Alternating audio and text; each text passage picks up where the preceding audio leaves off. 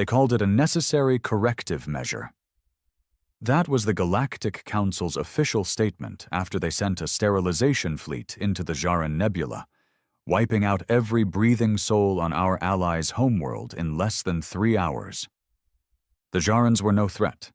They were barely holding on to their own sector after years of internal famine. But they were our allies, not just politically, personally. We fought with them during the Hive incursion. Their blood soaked our trenches. We bled for them, died with them. And now they were gone, vaporized under the soft, bureaucratic justification of galactic order. I remember sitting in that briefing room on Luna Base, watching the Council's broadcast. Every delegate, smug behind polished translations and vague diplomatic phrasing, sat under the same banner of peace, the same banner that now reeked of genocide. My fists clenched, my jaw locked until it cracked. Admiral Thorne stood beside me, eyes sharp but unreadable. I wasn't just another soldier in the room that day. I was the official liaison to the Jaran Defense Wing. Their names, their culture, their war songs, they were etched into me. I'd eaten with their war priests. I'd buried their dead. I'd held a Jaran hatchling after her father was torn apart by Vrel beasts. And now those people, all of them, were dust, and the galaxy had already moved on. "The Council has overstepped," someone muttered. One of our diplomats, still too naive to realize this wasn't politics anymore. This was war, but they didn't say it. No one did. Not yet. That night, I stood at the edge of the hangar, watching dropships refuel. The silence of space beyond the bay doors was unbearable. It felt like the Jarans were screaming in my head. I couldn't sleep. I couldn't eat. All I saw were firestorms raining down on cities I once called second homes. All I heard were council delegates excusing it all in the name of balance. The bastards didn't even let us retrieve the bodies. Orbital sweeps. Nothing left. Not a bone. Not a data core. Not a stone. The next day, Earth's president delivered a statement to the council. Carefully worded, of course. Condemnation without consequence. Stern language. A request for investigation. It made me sick. A week later, our ambassador to the council was found dead. Airlock malfunction. That's what the official report said. Malfunction. No one on Earth believed it. Not in our command circles. Certainly not me. That's when the tone changed. Not publicly, not yet. But behind secure doors, conversation started. Unofficial channels buzzed. Earth's Defense Command went silent for 2 full days. No logs, no briefings, just silence. The kind you only get before a storm. Then came the order. It wasn't loud. It wasn't dramatic. It was 5 words in a coded message sent only to 12 people across the solar system. I was one of them. Fire begins where words end. That was it. I knew then. We weren't filing complaints anymore. Earth was done talking. We were going to make them hurt. And I was going to help. The first thing I did was pull up every chart of Council infrastructure. Relay satellites, supply stations, jump gates. Every vital artery that let their empire breathe. I started highlighting weaknesses, choke points, blind spots, things I'd noticed over years of operations but never thought I'd use. Now I knew they'd become the blueprint for vengeance. We didn't have the biggest fleet in the galaxy, but we had the smartest. We didn't rely on mass like the Drath or ceremonial code like the Velethi. Earth fought dirty. We invented guerrilla warfare before half the galaxy even knew what deception meant. And now we were going to make the Galactic Council remember why they used to fear us. I stood on the deck of the Erebus as our fleet began to mobilize in total blackout. No communications, no broadcasts, just silent movement like a predator closing in. They thought we'd do nothing. They were wrong.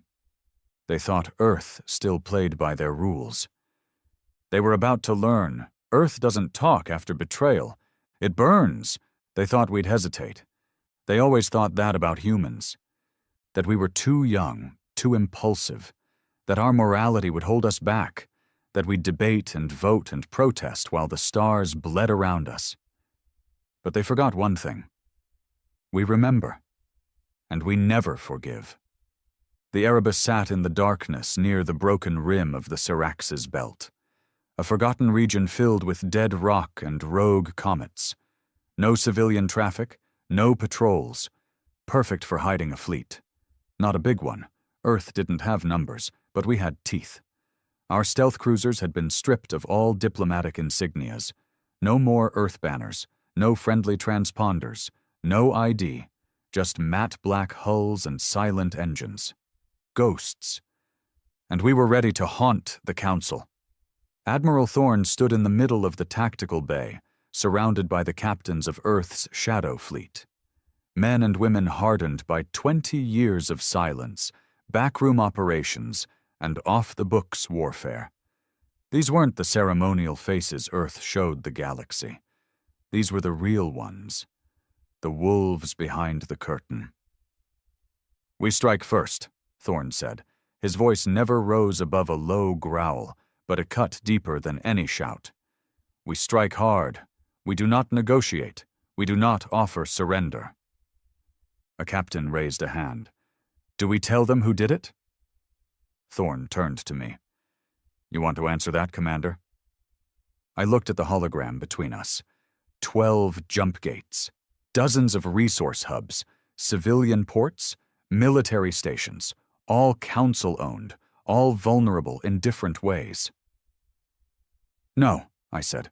"We don't say a thing." They all stared. "If we do this right," I continued, "they won't need us to sign the strike. They'll feel it in their bones." Silence fell. Then Thorne nodded once. "Commander Wren takes point. First strike group. 3 ships, minimal crew, maximum fire."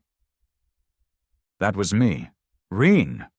My father had died in orbit during the Hive War. My brother had bled out beside a Jaren convoy. My friends? Buried across a dozen cold moons. I didn't wear grief like a badge. I wore it like armor. I selected our target.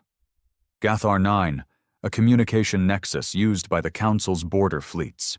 It was unguarded, arrogant in its safety. They never thought anyone would hit a civilian relay station. But Gathar 9 coordinated 3 sectors.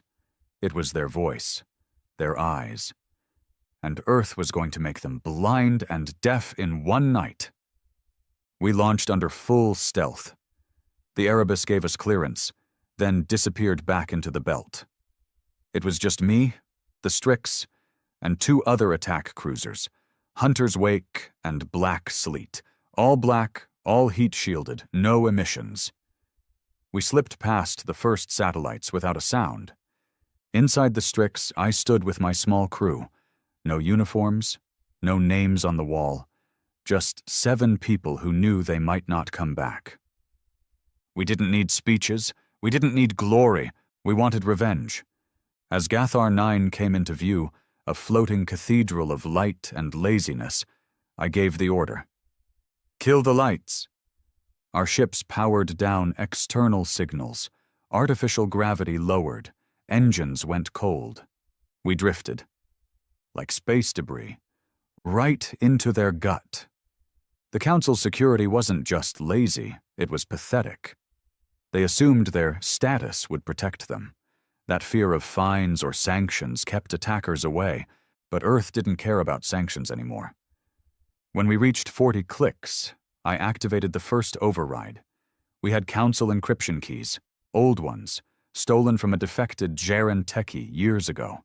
Still worked. Their gates opened, their station allowed us in, and then we let hell loose. No warning, no alarms, no conversation. Strix launched plasma rounds directly into the communication core. The explosion turned night into day. Secondary blasts ruptured their power center. Hunter's Wake tore through the life support systems. One sweep. Then silence. Black Sleet dumped nanochaff into the emergency relays. No distress call ever made it out.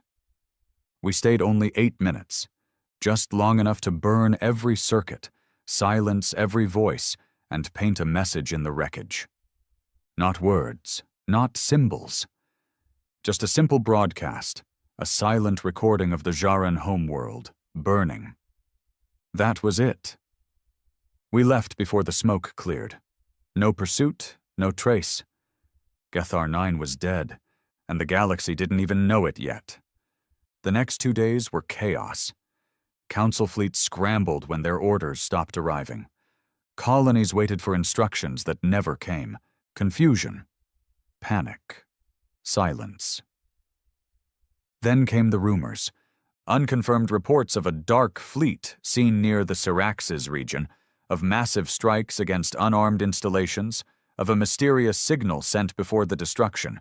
The Council denied everything. Publicly. But inside their inner chambers, they were terrified. And Earth smiled in the dark. We hit again 4 days later. Darsoon Station, where Council tax records were stored. We didn't just blow it up. We erased it from orbit, no trace left. Just fire and ash.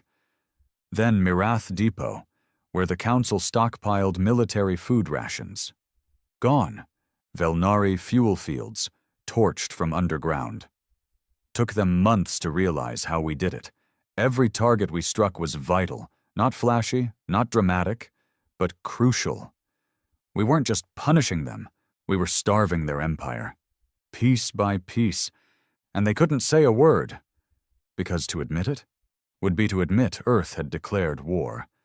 And that scared them more than anything. Because they knew what we were capable of. They remembered our history. When humans fight wars, we don't stop. Not until we bury the ones who started it. Back on the Erebus, I stood over a burning map of our next route. The heat from the holotable made sweat run down my face, but I didn't wipe it. It felt good, like something human. Admiral Thorne stepped beside me. He didn't say anything at first, just watched the glowing trails of red where we'd already hit. Then he asked, "You ever wonder how far this will go?" I nodded. "Every night." He grunted. "And your answer?" I looked at him. "As far as it needs to." He nodded slowly. "Good." Because I think Thorne had already decided there would be no turning back. Not now. Not after what they did. The Jarans weren't just an ally, they were a symbol, a promise Earth had made. And when they were murdered under Council order, that promise shattered. So now we were building a new one, in fire. Meanwhile, across the galaxy, the Council scrambled to hide the truth. They labeled the destruction of Gathar 9 an accident, claimed Darsoon Station had suffered internal sabotage, but with every lie their credibility cracked. And Earth just kept hitting. Small teams, targeted strikes, no communications, no faces, just death from the void. Other races started to whisper. Some saw the footage we leaked, Jaran cities melting under Council ships, children screaming in infrared. It spread like wildfire, no matter how many filters the Council placed. And then, the biggest leak dropped. One of our operatives, codename Cairn, transmitted a Council order file, signed by 3 High Lords, Operation Purge, Jaran Elimination. Reason, refusal to amend genetic code to Council standards. The truth was out. They killed the Jarans not for rebellion, but because the Jarans refused to breed themselves into obedience. The whole galaxy saw it, and just like that, Earth wasn't alone. I remember the day we received a message from the Relic, a minor species, miners mostly, with no ships of their own. They sent us coordinates, Council depots, vulnerable ones. "Thank you," their message said, "for reminding the stars that justice still has teeth." We never replied. We just sent the coordinates to Black Sleet. The fire continued. But vengeance has a cost. On our 15th strike, The Strix was ambushed. Not by council forces, but by mercenaries, hired killers, paid in council gold, no flags, no rules. They hit us near the Varus Drift, 4 ships, loaded with ion disruptors and boarding hooks. Dirty, brutal work. We lost 2 crew members. Good men. One of them was a friend. He took a blade to the gut, covering the engine room. Bled out in silence. No last words. Just a nod. I buried him in orbit. No ceremony. Just a long, silent drift into space, wrapped in metal and sorrow. And I promised him we would make them pay tenfold. The council didn't go silent forever. They bled from the shadows for weeks, and we let them. But pain has a way of waking even the most arrogant monsters. When the High Lords began losing entire sectors of control, when the stars they once ruled flickered with unrest, they finally struck back. Not with declarations, not with fleets, but with something worse. They sent the Red Order, not official, not documented, not even acknowledged in their records. But every soldier in the galaxy knew them. Assassins, hunters, a council creation, denied in public and feared in private. We used to think they were a myth, something whispered about in backwater bars and off-record black ops. We were wrong. The first time we knew they were real, they left us a message. It was burned into the hull of Hunter's Wake, one of the ships from my original strike group. We found it drifting near the edge of the Ireland Rift. Crew gone, engines frozen, no signs of battle, no scorch marks. Just 5 words, seared into the side like a brand. Silence is not strength, Ren. My name, my call sign? No mistake. The council had stopped pretending. They wanted me to know they were hunting now. That shook the fleet harder than any battle could. Fear's a poison, especially when it moves quietly.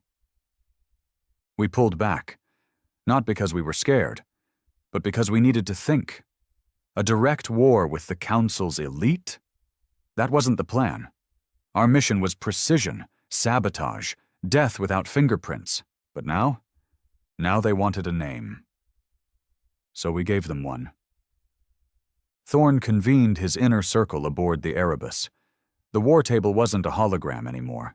It was real metal bolted into the deck, burned black from cigarette ends and spilled adrenaline stims. Nobody sat. We stood like men ready to carve something into the dark.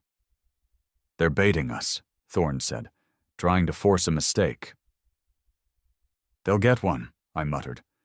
He looked at me, not angry, not disappointed, just calm.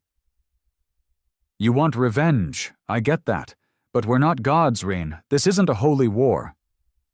"No," I said, locking eyes with him. "It's a funeral, one they started. I just want to make sure they get buried in the right order." He didn't argue, just slid a data chip across the table. It showed Denvor Prime, one of the Council's core worlds, heavy atmosphere, civilian industrial world, supposedly neutral, no defense systems activated, no military designation. But we knew the truth. Deep under the factories and the smog-choked skies, Denver Prime housed a vault, a storage site for Red Order dossiers, mission archives, personnel logs, names, coordinates, timelines. And we were going to steal it. I led the ground team. Not just because it was personal, because I wanted to look them in the eyes, the people who pulled the trigger on the Jarans, on Hunter's Wake, on everything we'd lost. My boots hit the Denvor surface with a hard clang, dust kicking up in thick red clouds. The city around us was mechanical, ugly, towers of smoke and rust, covered in pipes and grease and decay. The Council dressed its cities like empires, but their truth was always rot. We moved fast, 6 men, all silent. Black suits, high-frequency silencers, optic cloaks. We found the vault under a false warehouse marked as oxygen recycling. Inside it was cleaner than I expected. White light, metal walls, high security, no alarms. We'd disabled those on entry, cut the fiber links, fried the AI. We moved through the lower halls like ghosts until we found the central archive, guarded, not by soldiers, but by one of them, a Red Order agent. First time I'd seen one up close. He was taller than I expected. Pale, scar across one eye. He didn't reach for a weapon. He just looked at me, like he knew. "You must be Ren," he said softly. I raised my rifle. He didn't flinch. "You think this is vengeance," he continued, "but it's just another war. One you won't survive." I didn't speak. I just pulled the trigger, and he vanished. Not dodged, vanished. Light bent, cloaking tech way beyond anything Earth had. Then the room went red. Sirens blared. Doors slammed. We were trapped. The ambush hit in under a minute. 3 Red Order agents dropped from the ceiling, blades drawn, no guns. They didn't shoot. They wanted it close. Personal. One of my men, Bren, took a knife through the chest before he even screamed. I tackled his killer, cracked his neck against the wall. Another sliced through Varn's leg. He went down hard, screaming, blood spraying in arcs across the white walls. I snapped into full kill mode. No hesitation. No mercy. I fired point blank into the cloaked shimmer, twice, and the body dropped with a wet thud.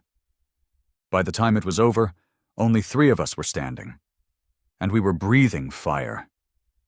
We tore through the vault doors with a portable sonic drill, hacking the core console. Minutes felt like hours. Finally, the data chip was in my hand, containing every Red Order location and mission report from the last 10 years. Names, bases, flight paths, all of it. We ran. One man bled out on the escape craft. Another lost a hand. I didn't care. I'd gotten what we came for.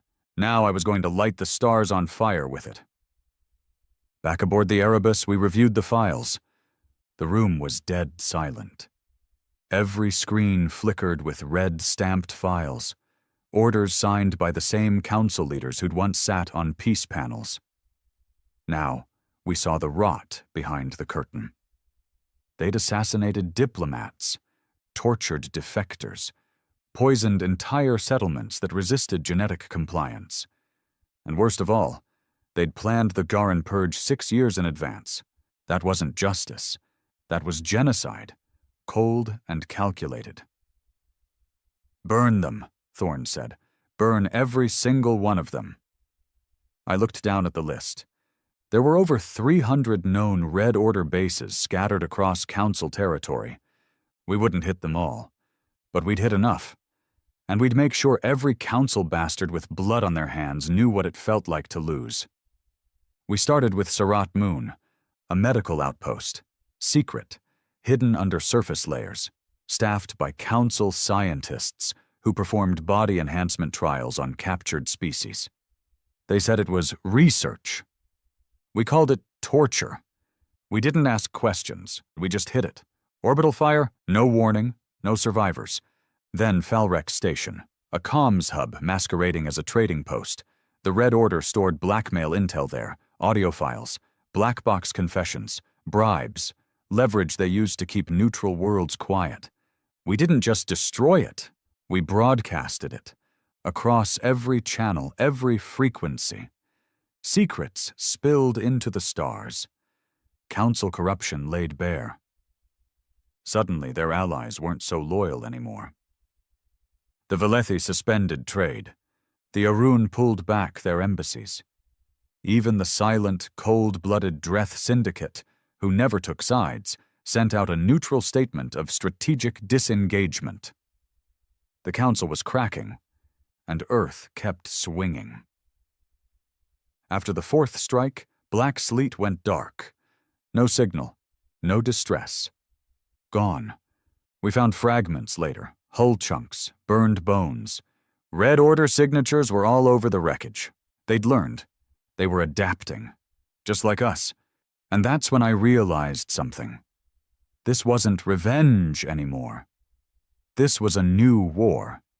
One not just between Earth and the Council, but between the truth and the lie they called peace. We had started as a whisper in the dark. Now we were thunder. And we weren't done. Not by a long shot. The hardest part wasn't the killing. It was the silence after. There's something cold about orbital fire. 1 minute you're staring at a planet with lights, motion, life. The next, just smoke and silence.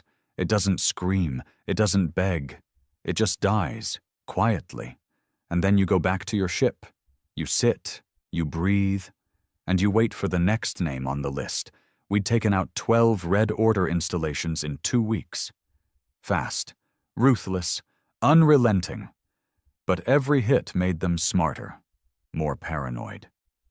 Their movement slowed. They started pulling their assets inward, back to the core worlds, back to Corellian Prime, the central jewel of the Council's empire. Untouchable, they believed. Impenetrable. They were wrong. Corellian Prime wasn't just a city planet. It was the heart. Council archives, political towers, military commands, Red Order headquarters buried 10 levels below the surface, a world protected by 10 orbital defense rings and a fleet of warships that could tear our entire force apart in minutes. It was suicide. But sometimes suicide is just war, wearing the right face. And Earth was ready. It started with the call no one wanted to hear, the kind of message that hits you so hard, you forget how to breathe. Erebus is gone. Those were the words. No preamble, no warning, just a transmission from one of our last recon drones, bleeding static. We saw the footage. Erebus, Admiral Thorne's ship, ambushed in orbit above Barath's shard. Council assassins cloaked in civilian transports. They got close, then released subspace charges inside the hull. Erebus imploded before anyone even screamed. No survivors. Admiral Thorne was vaporized, and with him, our command link. For 22 seconds, the fleet was in chaos. No orders, no hierarchy. Ships drifting, crew frozen. Then I stepped forward. Not because I wanted to, because nobody else would. The message I sent was simple. This ends on Corellian Prime. There were no cheers, no rally, just quiet nods. Every soul in our fleet knew the cost. But no one flinched. The plan was desperate, and that's what made it beautiful. They would never expect it, because no one would ever be crazy enough to try it. We would split the fleet into 5 separate fronts, hitting every major council stronghold surrounding Corellian Prime. False invasions, fake bombardments, massive distractions. And while they scrambled to stop us, I'd lead a microforce directly into the heart of Corellian, not to fight, to detonate. The ship we used was called Mournfall, old Earth design, pre-council era, stripped of all ID, armed with a singular payload, a thorium fusion core bomb, not a planet killer, but enough to destroy every sub-level of the Red Order compound if we placed it right. I brought 4 people with me. Noah, my tactical chief, quiet, blunt, brilliant under pressure. Drake, explosives, ex-mercenary, smiled every time something exploded. Jaren, cyber warfare, young, twitchy, never stopped muttering, and Hale, sniper, no past, no future, just ice. None of them had family left. All had scores to settle. Perfect for this mission. We breached orbit during the 4th diversion. A massive battle staged at Lithros Belt, hundreds of drones faking a war. The Council sent 2/3 of their Corellian fleet to intercept. We slipped through the chaos, wrapped in stolen Council transponders, shields running on black market energy scramblers. They never saw us. We landed in Sector 9C, the industrial underbelly of Corellian Prime. Smog thicker than concrete, towers rising like tombstones. No patrols down there, just filth and rust. Perfect for ghosts like us. We moved fast, stealth suits engaged, no communications, only hand signals and the slow, steady drumbeat of death getting closer. It took us 7 hours to reach the outer doors of the Red Order complex, buried under a waste plant. Fitting. The entry was coded to a living council agent, which we didn't have. So Drake improvised. We ambushed a courier vehicle, killed the driver, hauled his body back, scanned his neural pattern and printed a biometric mimic. Door opened in 3 seconds. Inside, silence. No alarms, but I knew they were watching. The Red Order didn't need guards. They had traps, psychological ones. As we moved through the black halls, messages flickered on the walls, motion-triggered holograms. The Gerrans begged. Erebus was just the beginning. You won't survive this. I felt Hale tense behind me. Let them talk, I muttered. They're scared. And they were. The Red Order had never been hunted before. They didn't know what it felt like to be the prey. We kept moving. Through hallways soaked in cold light, past doors sealed with bone-coated locks, past empty rooms with old bloodstains, until we reached the vault, the heart of the monster. Thick doors, 3 meters of neutronium, guarded by a sentry drone with a kill radius of 30 meters. Garen whispered, "Give me 5 minutes." Drake set up a blast wall. Hale crouched, rifle aimed at the drone's core. Noah covered the corridor. I stood still, staring at the vault. This was it. Inside were names, proof, secrets, orders, the truth behind everything, from the Jaran Purge to the assassination of neutral delegates. If we got the data out and survived, the council would crumble. Jaren got the door open in 4 minutes. But then the alarm screamed. Red, loud, everywhere. They were waiting. Not outside, inside. 4 Red Order agents dropped from the ceiling like shadows. No guns, all blades. The next 30 seconds were fire and blood. Noah got stabbed, twice, but shot one of them point blank. Drake tackled another and detonated a micromine, took them both out. Jaren screamed. Something sliced through his face. Hale gunned the killer down but took a blade in the shoulder. I don't remember my fight, only the aftermath, standing over 3 corpses, bleeding, heart pounding, but alive. Only 3 of us left now. Jaren was dead, Noah unconscious, Hale limping. Drake smiled. Let's give the bastard something to remember. We planted the bomb in the data vault's power core. Gave it a 10-minute timer. Not because we wanted to be heroic, because 10 minutes was how long it would take to reach the upper comms tower and transmit the vault contents to Earth Command. We couldn't carry the data out, so we'd burn the place down and send the truth across the stars. Let the galaxy see what the Council really was. Those last 10 minutes were hell. We climbed a maintenance shaft through rising smoke and screams. Hale passed out once. I had to drag her. Drake took a hit from an auto turret and kept moving like it was a mosquito bite. We reached the comms tower with 45 seconds left. I jammed the chip into the console. Hit transmit. The signal flared, bouncing off 6 old Earth relays still buried in deep space. We watched the progress bar crawl toward 100%. 88%, 92%, 97%. Complete. Drake turned to me. You ever wonder if they'll forgive us? I shook my head. I hope not. Then we ran. 5 seconds before the bomb blew. We didn't die. We should have. But Hale had triggered a gravity cable on the way out, launched us clear into the waste chasm below the city. The blast wave hit seconds later.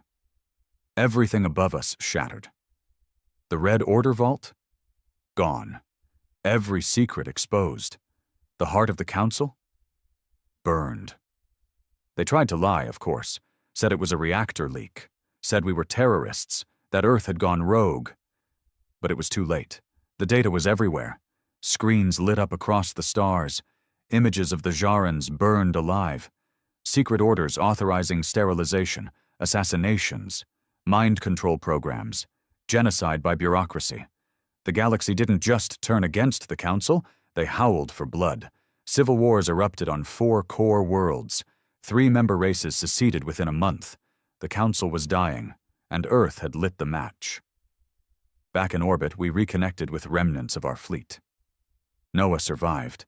Hale needed surgery but lived. Drake? Still smiling. I stood on the deck of the Vigil's blade, watching Corellian Prime smolder. Not with joy, with clarity. Revenge was never the goal. Justice wasn't even enough. What we did? We reminded the stars of one thing. That peace built on bones isn't peace. It's a countdown. And Earth? Earth always answers when the time runs out. You'd think burning the Council's heart would be the end. It wasn't. It was the beginning of something worse. Corellian Prime was a smoldering corpse. The Red Order's vault was ash. The Council's secrets were out. The galaxy had seen the truth, and the galaxy was angry. But anger is wild, unpredictable. It doesn't always turn into unity. Sometimes it turns into madness. Within a week of the Corellian transmission, everything unraveled. The Theran Combine, longtime Council trade enforcers, declared neutrality. They seized Council-owned stations in their sectors and armed their merchant fleets. Not in support of Earth, but because they smelled blood in the water. The Dreth Syndicate, notoriously quiet, launched silent strikes on Council logistics hubs, wiping out supply chains, then offered to negotiate new shipping rights for a price. The Velethi, so-called champions of peace and balance, issued a single statement. We have upheld the lie for too long. We will no longer do so. Their ambassador pulled out of every joint council agreement in one day. And the rest? The weak, the scattered, the ones too small to fight. They panicked. Some begged Earth for protection. Others armed themselves, expecting Earth to turn its guns next. It was chaos. And in the center of it all, we stood silent. Not heroes, not tyrants, just the spark. We regrouped on Acer Station, one of the last Earth-commanded outposts still running at full power. The Vigil's blade docked under heavy guard. I stepped out with Drake and Hale, both still banged up but alive. The place felt different. Not just the silence in the corridors, but the way people looked at us. Some stared with awe, others with fear. We had become something else now. Not soldiers, not rebels, symbols, and I hated it. Admiral Mardek greeted us, Thorne's replacement, clean-cut, hard-eyed, and too polished. He didn't shake my hand, just nodded and walked. "Congratulations," he said coldly. "You made Earth famous again." I stared at him. "We didn't do it for applause." "No," he replied. "You did it for vengeance, which we weaponized." I knew that tone. The same voice politicians used before they turned blood into policy. We were tools now, and Mardek was sharpening us for something else. He laid out the strategy, Earth ascendancy. That's what they were calling it. The Council was collapsing, power vacuums everywhere. Earth's name, burned into every screen, had become a rallying cry. So Mardek's new doctrine was simple. Fill the void. He wanted to place Earth-aligned governments on liberated planets, set up trade hubs, build outposts, spread protection through firepower and diplomatic coercion. "Humanity doesn't get this kind of chance twice," he said. "We either rise, or we fade back into the dirt." I asked him one question. "And who leads it?" He didn't blink. You. I laughed in his face. Not out of pride, out of disbelief. I wasn't a leader. I was a killer. I had blown apart vaults, snapped necks, burned cities from orbit. And now they wanted me to wear a uniform and call it salvation? Drake was more blunt. You want Ren to wear a crown made of skulls and act like it's gold? Mardek didn't even flinch. Number, I want him to remind the galaxy who kept the fire burning when everyone else ran. Hale, still wrapped in med gel, looked at me and said nothing. That silence was worse than any order. In the end, I agreed. Not because I believed in Earth ascendancy, but because I knew if I didn't control what came next, someone worse would. The kind of man who used phrases like necessary civilian containment and strategic resource recovery. The kind of man like Mardek. So I became the face, the war-scarred commander who broke the council, the voice in a dozen broadcasts telling worlds you are no longer under their rule. I shook hands with Valethi senators. I sat in negotiation rooms with blood still under my nails. I walked through Jaran ruins, alone, and left nothing but silence. Everywhere we went, we installed governments, Earth-backed, Earth-armed. Some called it liberation. Others called it conquest. Both were right. But power poisons fast. It started small, a council archive discovered on the edge of the Velis cluster, detailing covert deals between Earth's old politicians and the very monsters we burned. We were told to suppress it. Old news, they said. The people don't need confusion. I wanted to release it anyway. Mardek blocked me. You think this is about truth? He snapped. Truth is a tool. You either use it, or you let someone else do it first. I felt sick, the same logic the council once used. But it didn't stop there. On Terraloon, a mining colony that declared support for Earth, a resistance group refused to sign Earth's Reconstruction Pact.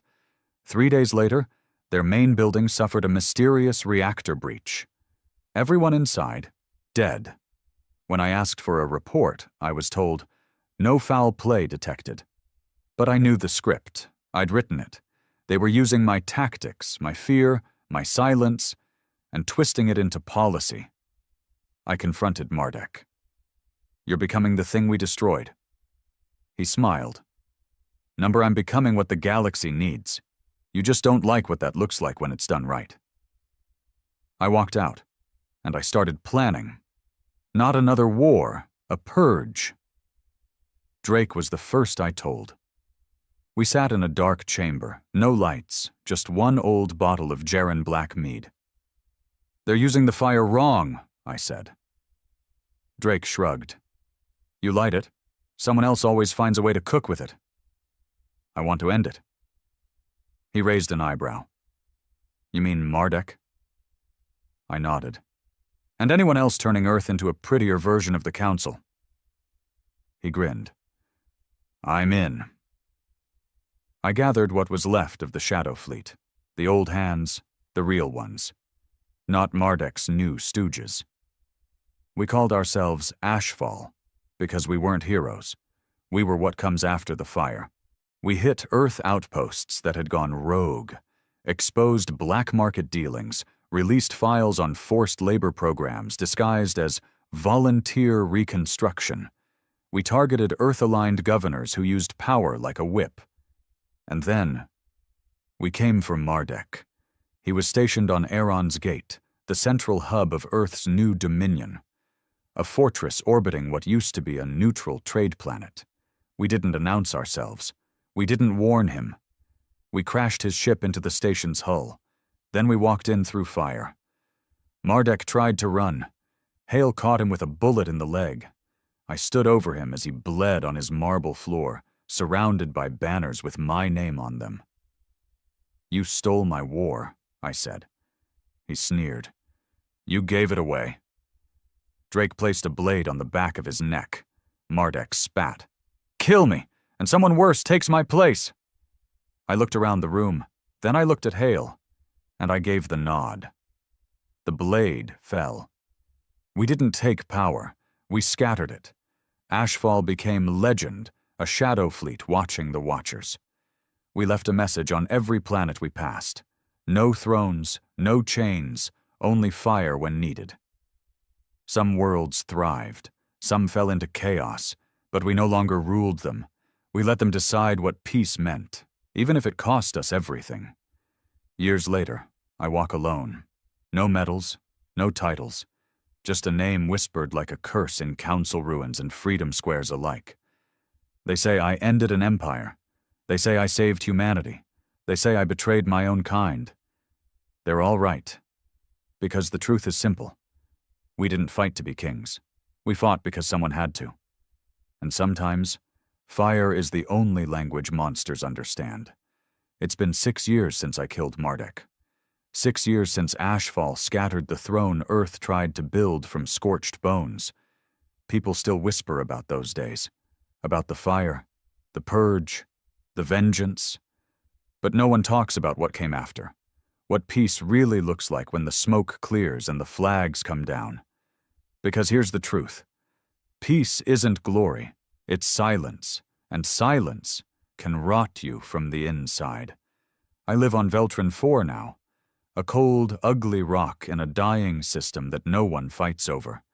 No cities, no politics, just wind, rock, and the occasional drunken miner who thinks I'm someone else. They don't recognize me. Not anymore. I grew out the beard. My left arm's artificial now, thanks to that ambush on Orias Gate. My spine's shot. My lungs scream on every breath in the cold. Good. Pain keeps me honest. Drake said that once, right before he blew himself up on Kelser Station to take out a council warlord who resurfaced. He was right. I wake up before sunrise every day. Not for any noble reason. Just habit. Old soldiers don't sleep well. Not when their ghosts line up every morning, waiting to be acknowledged. Some mornings I see Thorn's face, or Garen's, half his jaw missing. Sometimes it's the Jaren hatchling I held once, before the council fire turned her world into ash. They don't speak, they just watch, like they're waiting for something. A verdict. One day I get a visitor, first in months. I hear the shuttle before I see it. No markings, fast, surgical descent. Not a miner. I walk out of the shack I call a home, shotgun slung over my shoulder out of habit. The ramp lowers, she steps out. Tall, lean, dark coat. No rank, but I know the look in her eyes. Soldier. Real one. She walks up to me and says, "Commander Wren?" I stare at her. "Don't use that name." She doesn't flinch. "You're needed." I laugh. "No, I'm avoided. That's the whole point." She holds out a chip. "Someone's building again, but not from the ashes. They're using the bones." I take the chip. Let it load into my ocular implant. Data scrolls, names, locations, fleets, something new, or maybe something old wearing a new mask. The Covenant of Purity. Never heard of them. But their insignia is made of two things, a burning council seal and the Earth insignia. Merged, twisted, perverted. My gut clenches. "Where'd this come from?" I ask.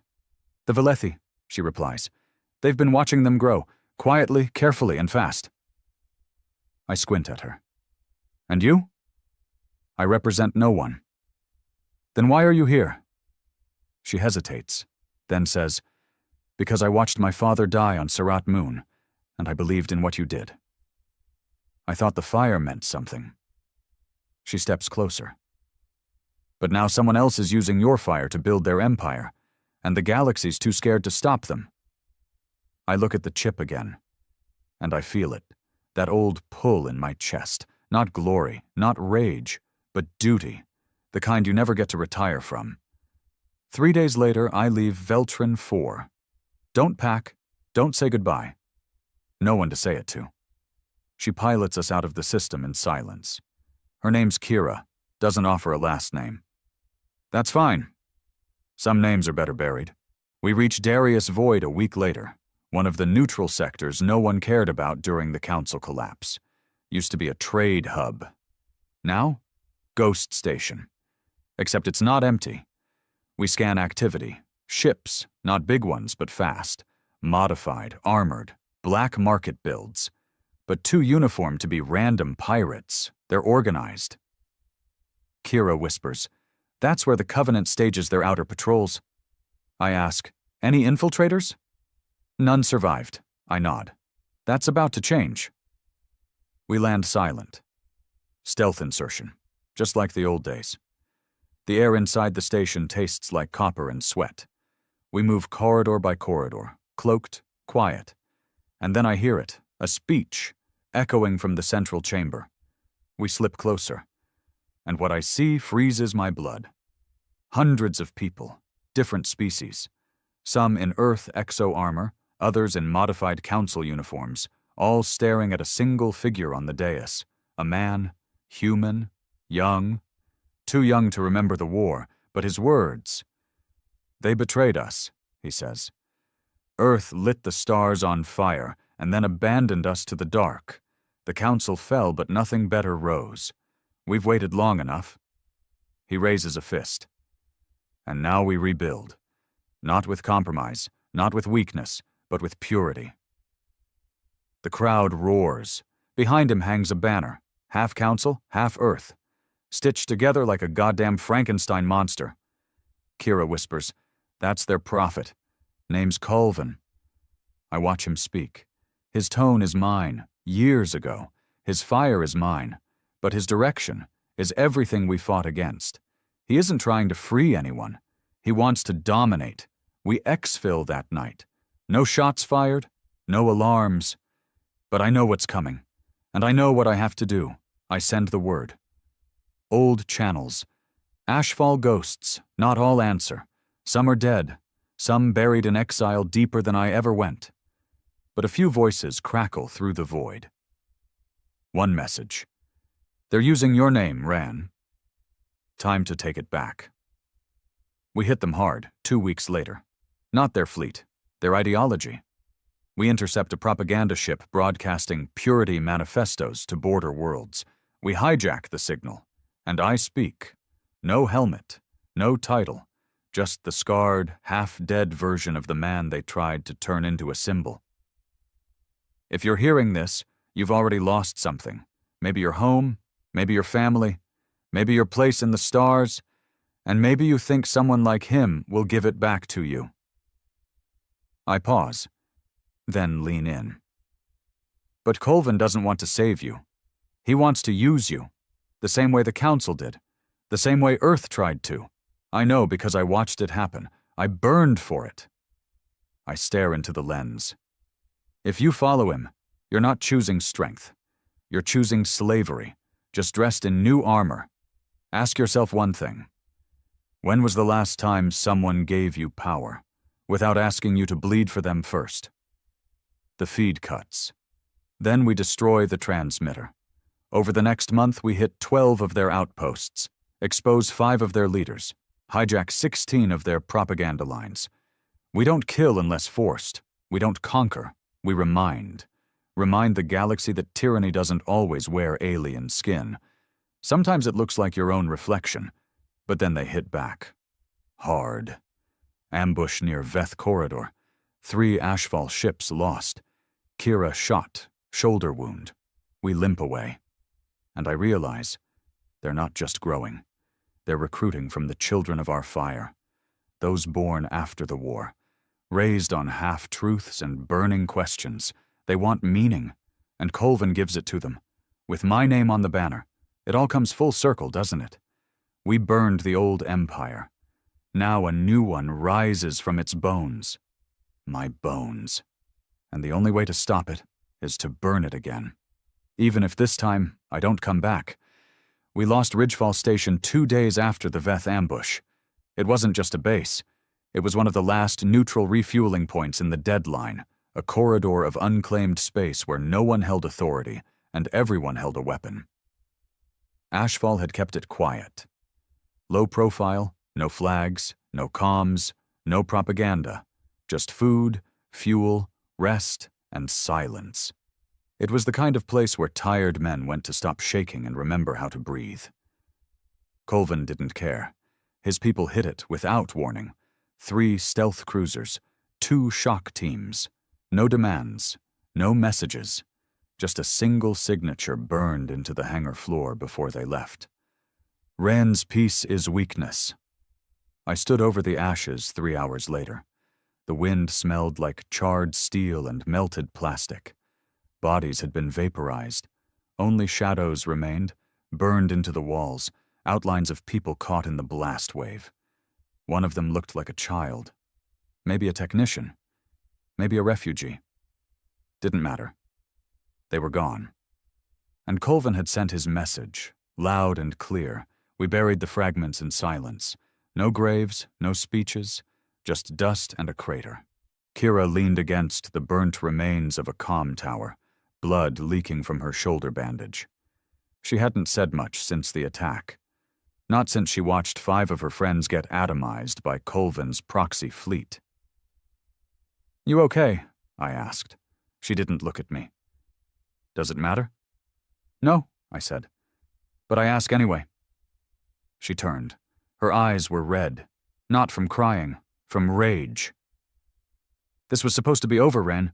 You broke the monsters, you burned the gods. Why are there still flames?" "Because fire doesn't go out," I thought. "It spreads." We returned to Ashfall Base 4, a hidden supply point in the rings of Darvak. It was quiet, isolated. Nobody knew about it except me, Hale, and the 2 surviving crews we had left. And that's when the plan came together. Not a strategy. A kill order. We weren't going to chip away at Colvin anymore. No more chasing signals. No more hijacking broadcasts. We were going to cut off the head. Colvin's flagship was called the Justifier, built from salvaged council tech, Earth plasma rigs, and stolen Dreth alloy. It was a monstrosity. Not elegant like a council cruiser. Not rugged like an Earth destroyer. Something in between, twisted, patched, almost angry in its design. It didn't orbit a world. It commanded one. Arcanos Sigma used to be a dead moon. Now it served as his command nexus, headquarters of the Covenant of Purity. Fortified, shielded, surrounded by orbiting kill stations and a dozen warships. And he was there. We confirmed it through deep slice surveillance, footage, heat signatures, voice patterns.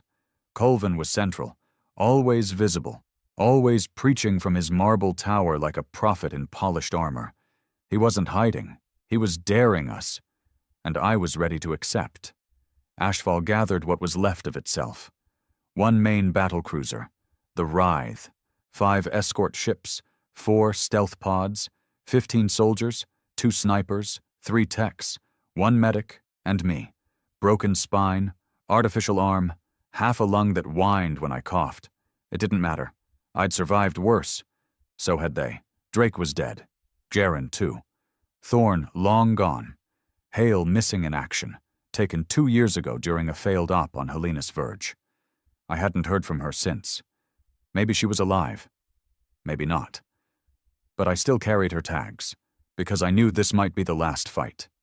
And if it was, we'd go out the way we came in. No banners, no mercy, just fire. We launched at 0300 Earth time. Kira piloted. I sat beside her, staring at the tactical screen. Colvin's fleet had spread out. Arrogance or overconfidence. Probably both. His ships patrolled far, assuming no one would dare attack his seat of power. They didn't count on desperation. Desperation fights dirty. Desperation doesn't care about odds. Desperation makes men into weapons. We didn't hit Arcanos Sigma directly. That would have been suicide. We went under. Through the moon's fault line, an old mining shaft from before Colvin occupied the system. Kira had mapped it. A tight squeeze, crushed most sensor readings. We slid in under blackout. 2 stealth pods first, loaded with scramblers and jamming relays. They disabled 2 orbital eyes before the Covenant even noticed. By the time we breached the atmosphere, The writhe was already mid-dive. We punched through the lower cloud layer like a meteor and dropped hell. EMP bombs first, knocked out local relays, shock troopers next, hit the outer barracks before anyone raised a shield. Then I touched down, gun in hand, eyes fixed on Colvin's tower. They fought like zealots, not soldiers, not trained, but fanatical, fueled by propaganda and fear. Some of them shouted my name, in hatred. Others whispered it like they weren't sure if I was real. To them, I was myth, the ghost of a dead fire, the relic of an old war they never saw. Now I was flesh and bone, and they didn't know what to do with me. They died confused. Kira took a bullet to the leg during the main breach. I dragged her into a side hall and wrapped it with thermal gauze. "You shouldn't be here," she hissed. I grunted. "Neither should you." She smiled through the pain. "You really going to kill him?" I didn't answer, because she already knew. We stormed the tower. 5 of us left by the time we reached the top. 2 snipers, 1 tech. Kira on my side, me in front. Colvin waited in a throne room of polished black glass. Huge, cold, designed to impress. He stood alone. No guards, no guns, just him in his custom-built armor, smooth, white, lined with gold, and the Earth crest warped into some holy symbol. He turned slowly as we entered, and smiled. I wondered when the old god would return. I raised my rifle. "You're not worth monologues." "I'm worth truth," he said, "and I'm your legacy." I stepped forward. "Number, you're my mistake." He didn't move. "You burned the council," he said calmly. "You turned humanity into legend. And then what? You ran off to some rock and let the galaxy rot. I didn't create the Covenant out of ambition. I created it out of need. You abandoned the fire. I rekindled it." Kira growled behind me. "With executions and mind control sermons?" Colvin ignored her. His eyes never left mine. "I don't want to fight you, Ren. I want you to see." He motioned to a hollow display behind him. Dozens of systems. Order, control, compliance. He showed refugee fleets given homes, food stations protected from pirates, settlements turned into cities. "You call me a tyrant," he whispered, "but I gave peace." I lowered my rifle and said, "No, you gave permission." He blinked. "For what?" "For monsters to return. Wearing better clothes." I fired, right into his chest. The armor cracked. He stumbled back, not dead, but bleeding. "I wanted your blessing," he rasped. I stepped forward. "You got my judgment." Then I fired again, right between the eyes. Colvin dropped without a sound. The rest was cleanup. We uploaded a mass transmission. Every record Colvin had hidden, every brainwash protocol, every suppressed execution log, every innocent buried in the name of purity. We didn't broadcast vengeance. We broadcast truth. And then we left. Ashfall was broken, but breathing. Kira survived. The tech died in orbit during evac. I lost 2 ribs in a hallway explosion and don't remember the medevac. I woke up on an old converted freighter, days later, wrapped in gauze and regret. Kira sat beside me, silent. She finally spoke. "It's over." I closed my eyes. "No." I opened them again. "But maybe now something better can begin." They don't speak my name much anymore. Not on the outer colonies, not in the old Earth sectors, only in the places where silence still rules, where power waits to grow new masks. They say I died on Arcanos Sigma. They say I was never real. They say Ren was a myth built to justify fire. Maybe they're right. Because I'm not a hero, not a leader, not even a soldier anymore, just a man who watched the galaxy burn twice, and still walked through the smoke. I never meant to survive it all. That's the honest part no one writes into the records, if there are even records left. They'll carve your name into some wall, twist your story into something tidy and noble. But no one ever talks about what happens when the fire's done burning and you're the one left standing in the ash. You become a ghost, not because you died, but because the world moves on without you. After Arcanos Sigma fell and Colvin's covenant collapsed, we expected chaos. It never came. Instead, something worse did. Stillness. No more mass purges. No more rebellions. No screaming propaganda fleets lighting up the stars. Just fractured systems and leaders too tired to shout, too wary to fight, and too scarred to trust again. Kira called it the ghost hour of history. "You ever seen a soldier keep watch after a battle that never comes?" she asked once, sitting under the broken sky of Feralis. "That's what the galaxy feels like now. Everyone's waiting for something that already happened." I understood. I felt it too, every day. Ashfall didn't disband, not really, but it scattered, quietly. Some of them went home, if home still existed. Others joined relief fleets. A few vanished into the deep systems, where even light dies slow. Kira stayed a while, then left, said she was going to work with the Valethi on rebuilding neutral trade networks.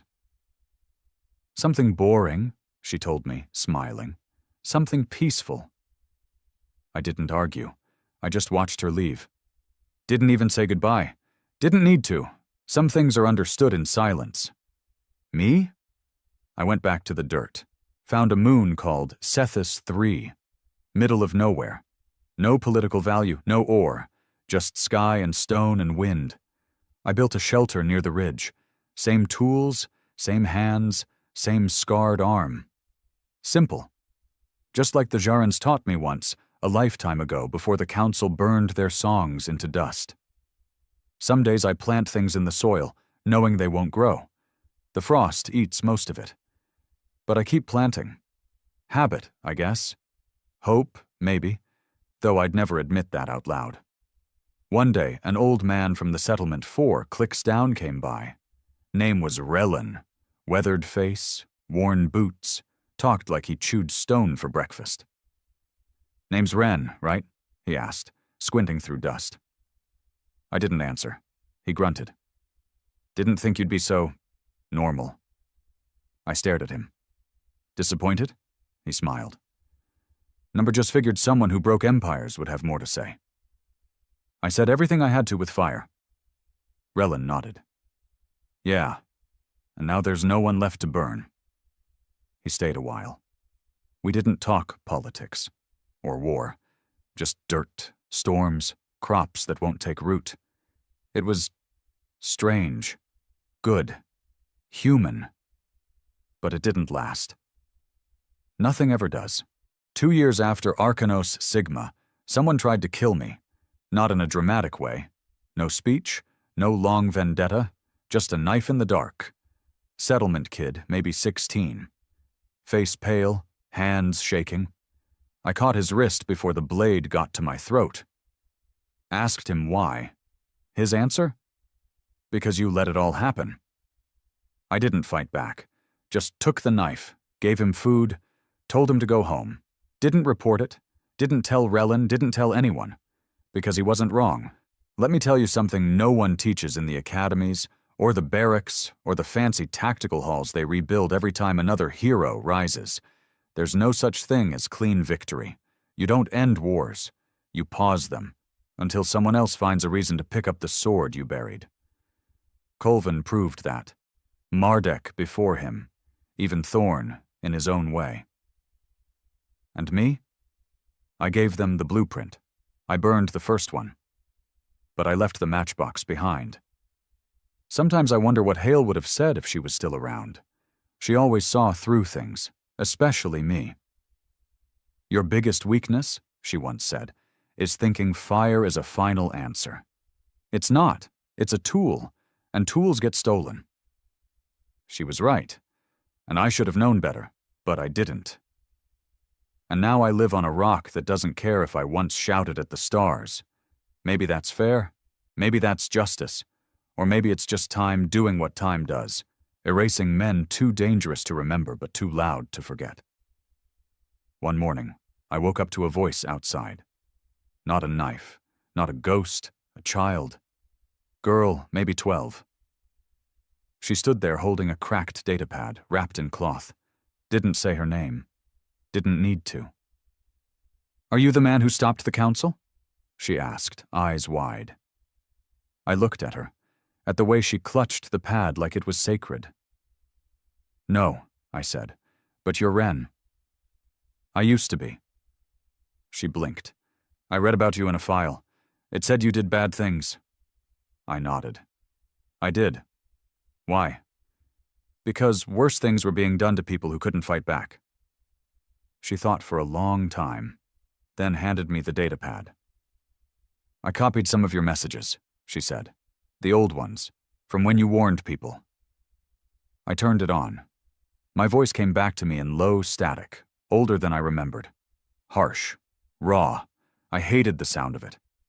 The child asked, "Do you think someone else will try again? Like that Colvin man?" I didn't lie. "Yes." "What do we do when they do?"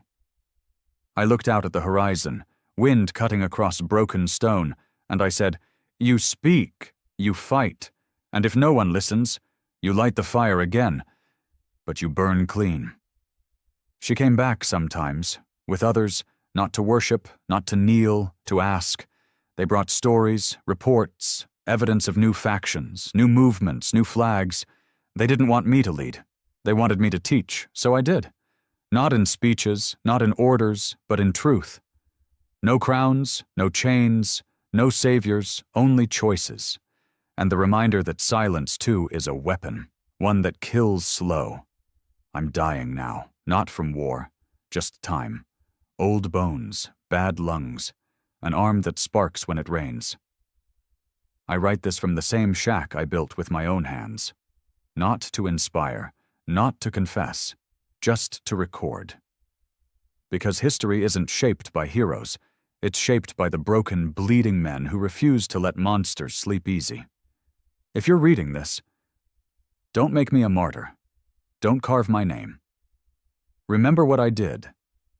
But more importantly, remember why, because someday someone will stand in front of you again, shining, promising order, claiming purity, and when they do, don't talk, don't wait, burn them.